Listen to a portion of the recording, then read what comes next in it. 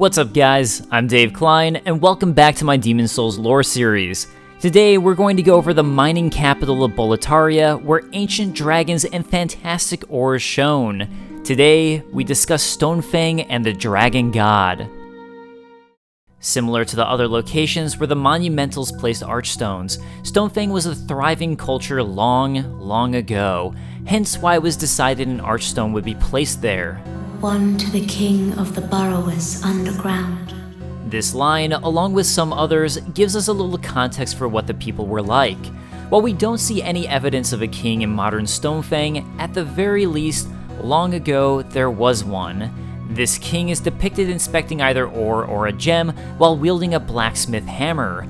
Below him are depicted various blacksmiths working the fire. So, right off the bat, we know that they were both miners and blacksmiths.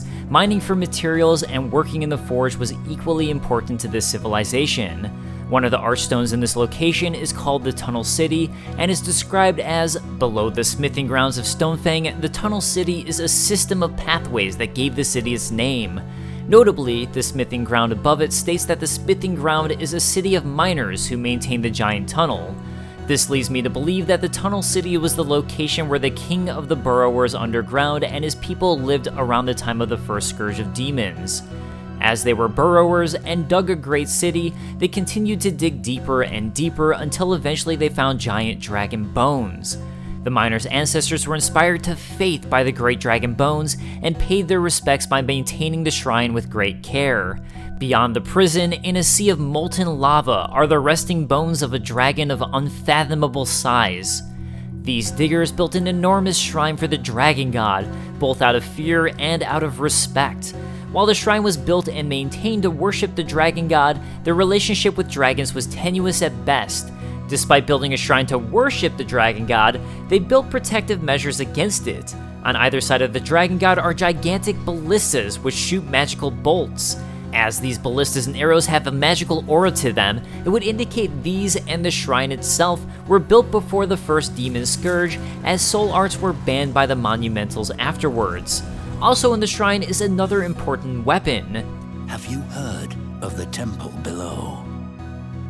It is a work of art molded by the ancient burrowers to appease the bones of dragons. As a precaution, a broadsword which can crush the bones of drakes is stored in the temple.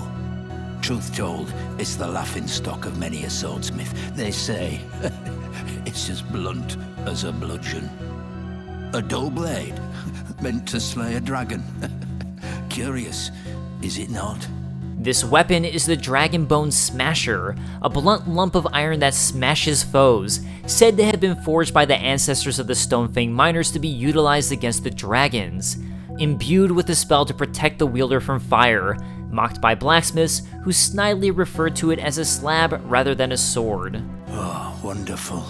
The arts of swordsmanship applied in a perfectly useless manner. While it might seem like a strange weapon now, beating a dragon with a giant bludgeon isn't exactly the worst idea, and beyond that, it's likely a reference to Guts' Dragon Slayer from Berserk anyways.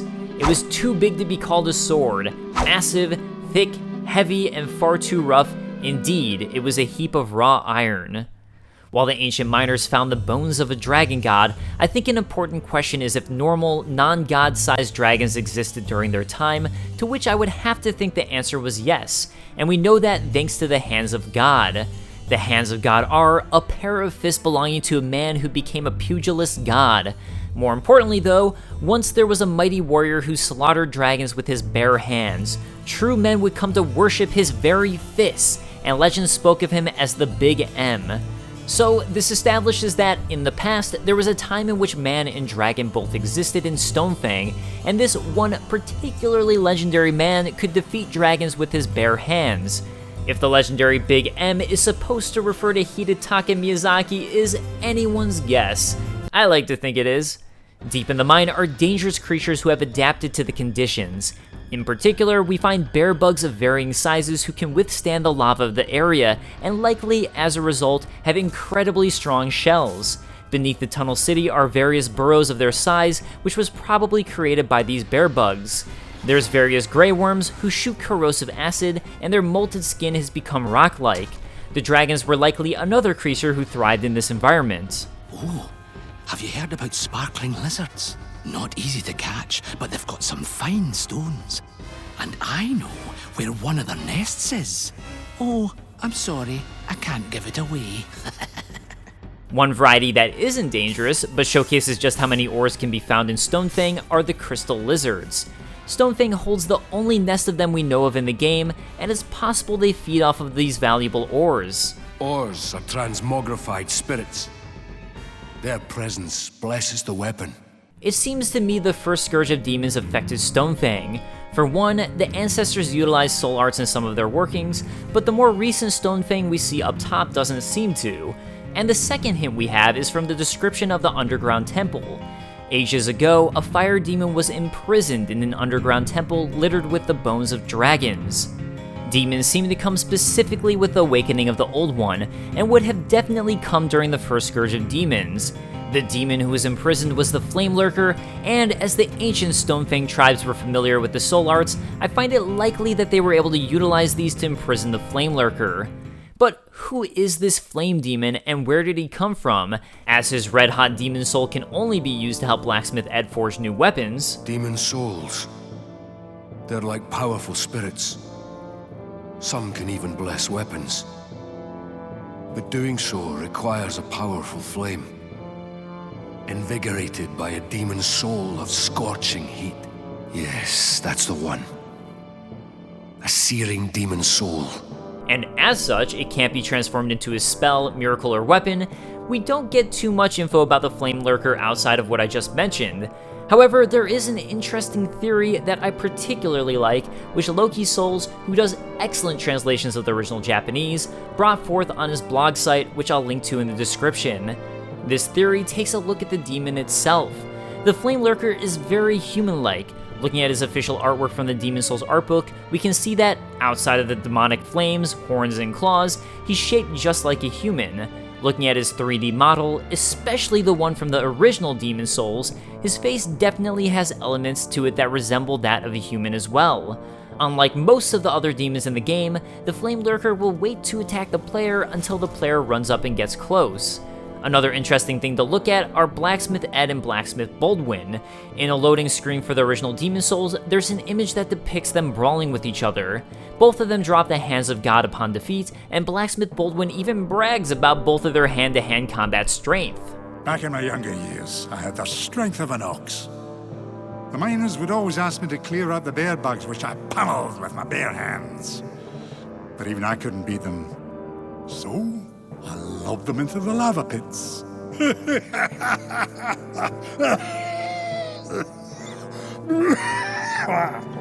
I'm pretty strong myself, but even I don't compare to Ed. He's a beast, I tell you. The man must eat dragon tails and wrestle stones.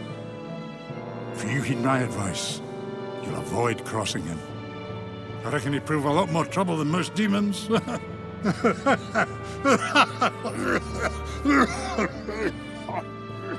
The Iron Knuckles tell us that the churlish blacksmiths of Stonefang are fond of these weapons and can often be found trading blows with one another after a drink too many, telling us further how important hand-to-hand combat was to them.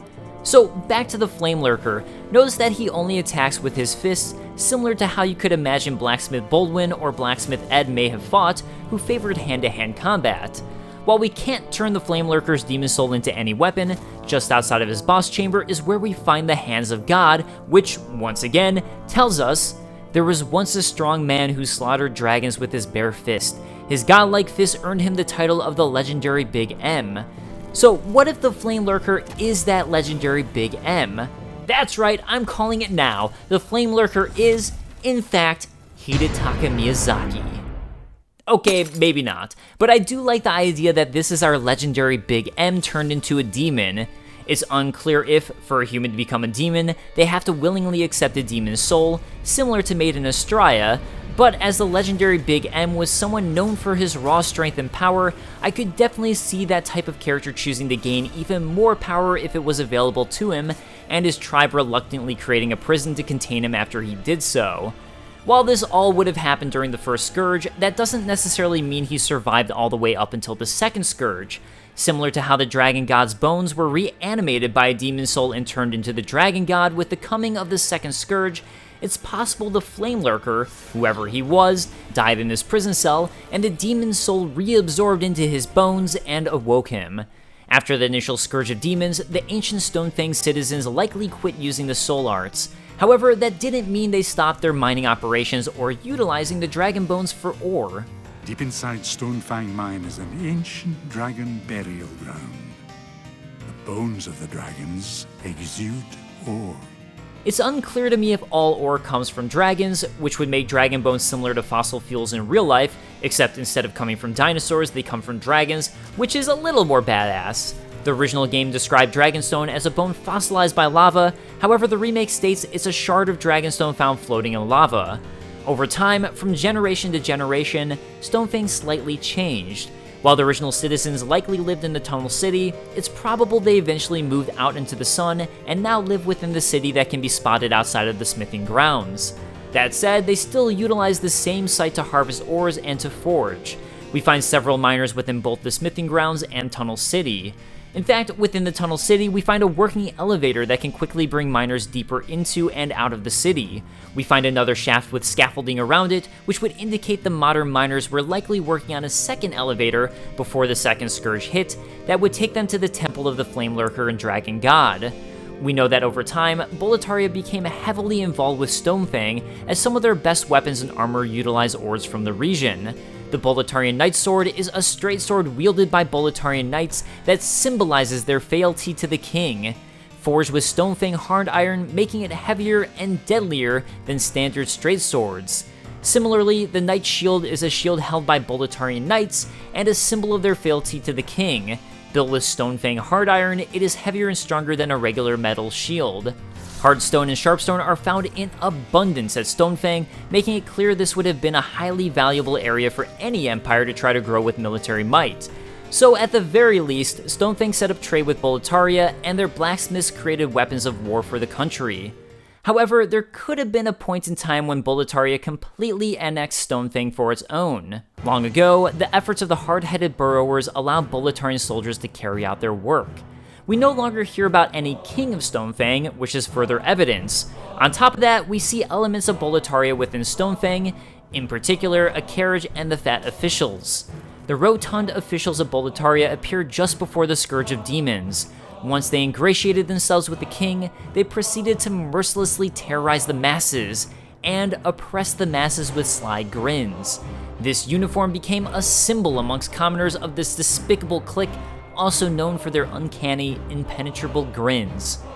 These fat officials can be found all over Bolitaria, but also a couple can be found in Stonefang. Unlike the fat officials in Bolitaria, however, the ones in Stonefang carry whips, likely to drive the miners to do their bidding. There's also attack dogs at Stonefang, who are probably imported from Bolitaria, and the fat officials seem to use as an added reinforcement to enslave its inhabitants. Once King Alatin reawakened the Old One and a new demon scourge cut across the lands, a number of demons appeared in Stonefang.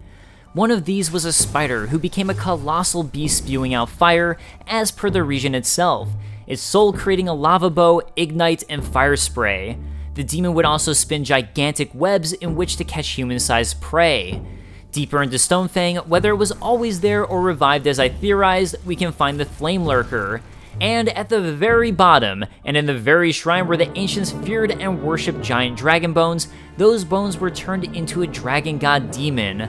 For Firestorm, derived from its soul, is described as channeling the raw power of the great dragon god, deliverer of chaos, whose devastating flames will never be tamed.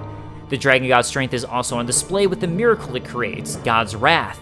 One of the greatest of all miracles, it symbolizes the power of God in opposition to the forces of evil, and is an offer of aid to all who are moral and righteous. As miracles are typically antithesis to what the demons represent, here I'd have to assume that it's simply a powerful spell that doesn't involve fire, and is considered to be in opposition to the forces of evil. While the demons took over the powerful beings of Stonefang, even the miners who lived there were deeply affected, for now, dispossessed of their souls, they have no thoughts of their own and work in silence, tirelessly, without purpose. Notably, all of these miners now look like lizards, growing scales similar to that of the fire lizards and dragons of Stonefang's history. While it's possible this is what the people who lived in Stonefang always looked like, it's worth pointing out that the soul-starved miners who work in the mines are fully transformed into lizard people. Meanwhile, Blacksmith Ed, who maintains a home in the smithing grounds, but stubbornly refuses to move and hasn't become soul-starved, has plenty of scales, but isn't fully transformed. Well, Ed's still up to his old ways, is he? Even the demons don't know what to do with him, God, my sides ache.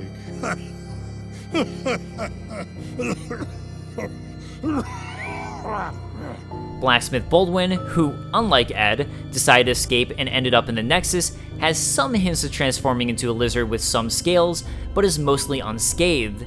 So it would seem the majority of the miners turned into these lizard people, and now all that remains are Blacksmith Ed and scavengers. Our little town.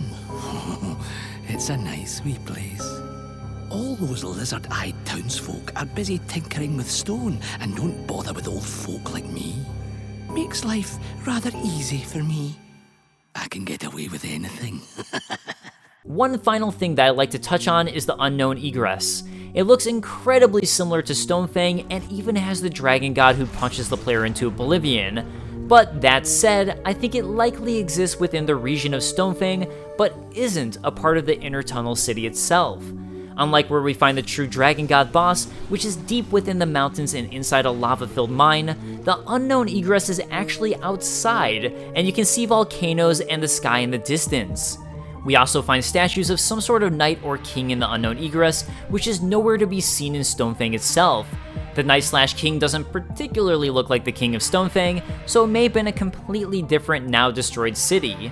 We find two vanguard demons and demon souls. One is in the Shrine of Storms, and the other in the Outpost Passage, with various chains on it, likely captured and brought there by the Monumental in order to kill warriors they could then trap in the Nexus. This makes me wonder if, perhaps, there's actually two Dragon God demons. The Dragon God was formed out of bones from a dragon of unfathomable size, so maybe this is another location where there were gigantic dragon bones, and a similar demon took form. That wraps up Stonefang and the Dragon God. Let me know what you think about the theories I presented, and in particular, I'd love to know your thoughts on the Unknown Egress. When I first started working on this video, I actually didn't think there would be this much to talk about, which just goes to show how much hidden depth there is to every area of the game. Thank you so much to everybody who supports me on Patreon: Sunshine Pickle, Zelkin Valorfax, Davis McGrath, Chris Fry, and Jason Buck, and of course all of you. If you enjoyed this video, consider checking out the rest of my Demon Souls lore videos, or lore from other From Software games. I make plenty of other content I put a lot of work into, and I would appreciate if you'd consider giving those videos a chance too. And I'll see you guys next time. Peace.